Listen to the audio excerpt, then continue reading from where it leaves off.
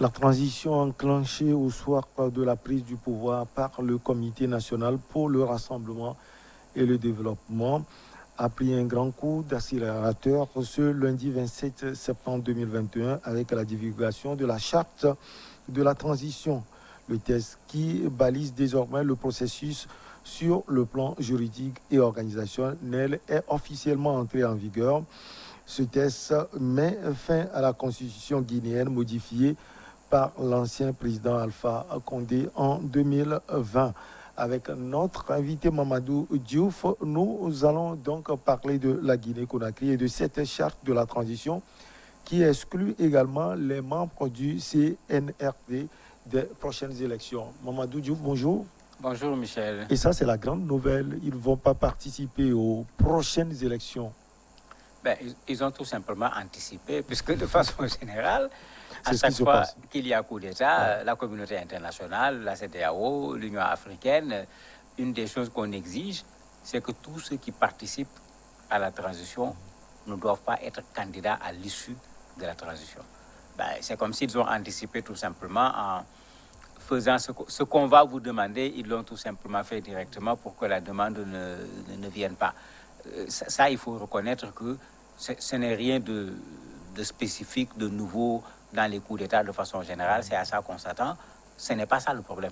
Le problème, c'est le respect. Puisque plusieurs fois, ça a été dit, mais plusieurs fois également, on a vu les gens faire le contraire en étant candidats à l'élection ou bien en voulant mettre en place un homme lige qui va être candidat. C'est déjà un pas, puisque après les concertations, tout le monde était en attente pour savoir on va où en Guinée, parce que ce n'est pas clair. Aujourd'hui, ça commence à être clair avec la publication de la charte. Alors, la charte exclut également les anciens barons, ou bien les barons de l'ancien régime, le régime d'Alpha Condé, et des prochaines élections également. Bon, généralement, c'est ce qui se passe. C'est pourquoi il faut éviter le ras-le-bol des populations. Au Burkina, après la révolution, c'était comme ça. Les gens avaient demandé que le parti soit dissous. Pas seulement qu'on enlève les barons, mais les gens voulaient qu'on dissolve l'ancien parti du président Blaise Compaoré. Vous avez vu ce qui s'est passé en Algérie, c'était la même chose. En Tunisie, c'était la même chose, etc. C'est pourquoi il faut éviter de créer ce ras-le-bol au niveau des populations, où après, quand vous perdez le pouvoir, les populations sont plutôt dans une logique de sanction ou de revanche contre ces personnes, ce qui n'est pas démocratique. On ne peut pas dissoudre comme ça tout un parti politique. Maintenant, si dans le parti politique, il y a des gens qui sont coupables, donner à la justice la possibilité de prouver la culpabilité de ces gens. S'il y a des gens dedans qui sont accusés de corruption, etc., il ne faut pas les mêler à la transition pour éviter que la corruption ne continue à travers ces gens qui ont déjà mis en place leur système. Mais il ne faudrait pas aller trop loin quand même en voulant sanctionner tout un parti, comme si tous les membres de ce parti étaient des personnes qui ne sont pas fréquentables. Donc eux, ils s'en sont limités aux dignitaires. Et c'est important, à mon avis, pour que les gens sachent que l'ancien régime, on n'en parle plus, et que ces gens plutôt s'apprêtent à venir répondre. Parce que comme il l'avait dit, la boussole, ça va être le droit, que les gens viennent répondre pour qu'on sache qui est coupable et qui ne l'est pas. Maintenant, celui qui n'est pas coupable, il n'y a pas de raison qu'on veuille l'exclure sur le prochain gouvernement ou sur ce qui va se passer après la transition. Quelqu'un qui est coupable, on peut comprendre, mais quelqu'un qui ne l'est pas, ça ne serait pas compréhensible. Les grandes lignes de la charte, la transition portée par le CNRD sera donc conduite par 4 organes, en l'occurrence le CNRD, toujours présidé par le colonel Mamadi Doumbouya. La présidence de la transition sera donc, il sera également à la tête. Le gouvernement nommé par le président de la transition, qui sera dirigé par un premier ministre civil pour coordonner l'action gouvernementale et qui sera chargé en amont de proposer au président de la transition les ministres de son gouvernement et le Conseil national de transition, CNT, qui va assurer le rôle du Parlement dissous. Finalement, Mamadi Doumbouya fait tout. Ben, en tout cas, on n'est pas loin de la méthode malienne, puisque d'habitude, on veut que la transition se fasse avec des civils. La méthode malienne, on avait, dans la première phase, réussi en partie avec un président civil, un premier ministre civil, mais tout le monde savait que le vice-président était aux aguets. Et ceux qui avaient dit qu'il ne faut pas lui donner le poste de vice-président ont eu raison finalement, puisque bien qu'on avait écrit sur les textes qu'en cas de vacance, même du pouvoir, le vice-président ne pouvait pas remplacer le président. Le vice-président s'est débrouillé pour prendre carrément le pouvoir. Ici, on est dans un système qui est plus direct. C'est lui, le président de la République. Un premier ministre civil va être nommé. Le CNT est mis en place et il va se charger, bien sûr, de ce côté législatif, puisqu'ils ont suspendu la constitution guinéenne. Il faut qu'on aille dans le sens de mettre en place une nouvelle constitution. Et bien sûr, il faut un parlement où on va discuter de cette nouvelle constitution. Mais on est juste actuellement au niveau des organes. C'est un pas, mais ça reste encore qu'on sache cette transition va durer combien de temps. Cela n'a pas encore été précisé. Ça reste qu'on voit également qui va être dans le gouvernement, qui va être dans le Parlement, parce que si on reprend le cas malien, finalement, les militaires ont pris la grande part du gâteau, gouverneur militaire, les militaires présidents au niveau du Conseil national de transition, les militaires dans le Conseil national de transition, dans le gouvernement. Actuellement, c'est pourquoi les gens disent, attendez, c'est un régime militaire déguisé. Est-ce que c'est ce qu'il veut faire en Guinée? Attendons de voir les nominations. Les gens parlent de 4 ans. Ce n'est pas trop? Ben, pour moi, ce n'est pas une question de trop ou pas. Je me rappelle encore de l'expérience du Soudan, où ce mouvement qui a été à l'origine de ce soulèvement des populations avait proposé une transition de 3 ans. Et une transition de 3 ans avec une feuille de route montrant clairement qu'est-ce qu'il faut faire. Là-bas aussi, malheureusement, la transition est en train de se gripper entre les civils et les militaires, bien qu'à un certain moment, c'est la méthode qui avait été utilisée, une transition mixte entre les militaires et les populations civiles. Pourquoi 4 ans? Moi, je me dis que c'est ça plutôt la question. Quel travail ils veulent faire pendant 4 ans? Parce que quand on dit transition, il faut que ça soit clair.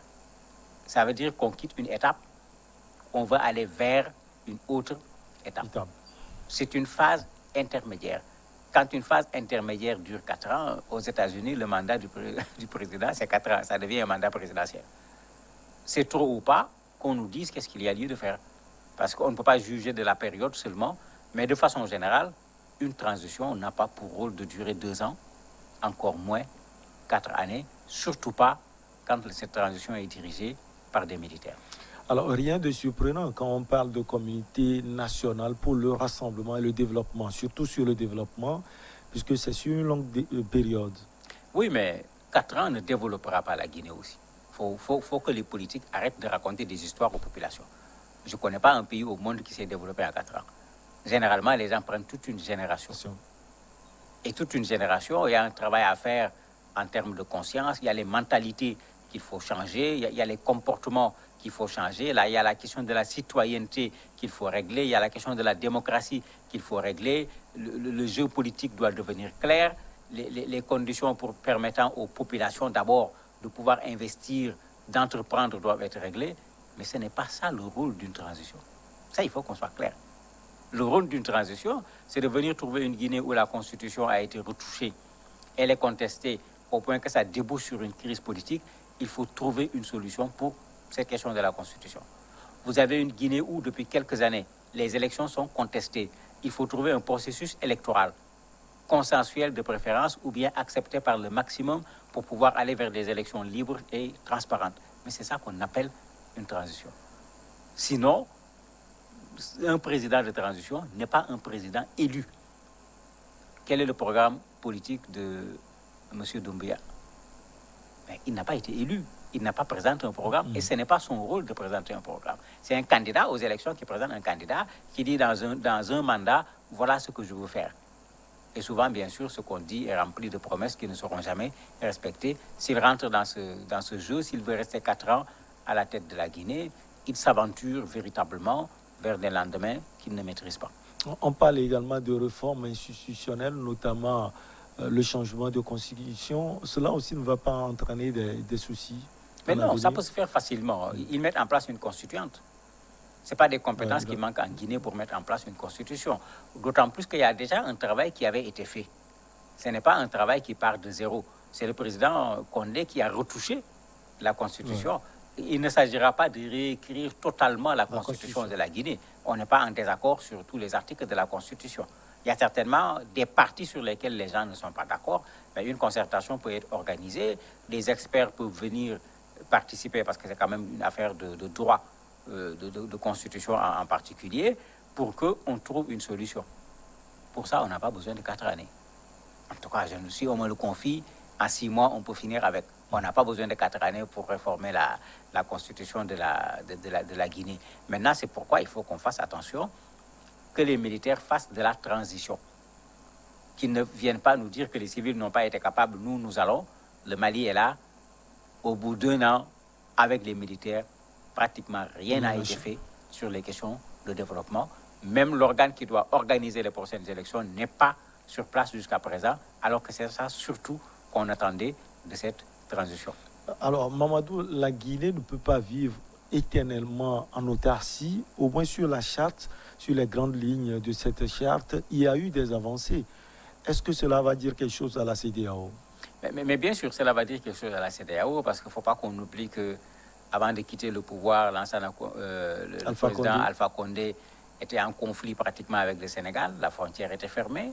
La Guinée-Bissau, la frontière était fermée, alors que ces 3 pays ont des populations totalement mélangées avec un va-et-vient extraordinaire qui d'ailleurs participe également à l'effort économique au niveau de ces 3 pays.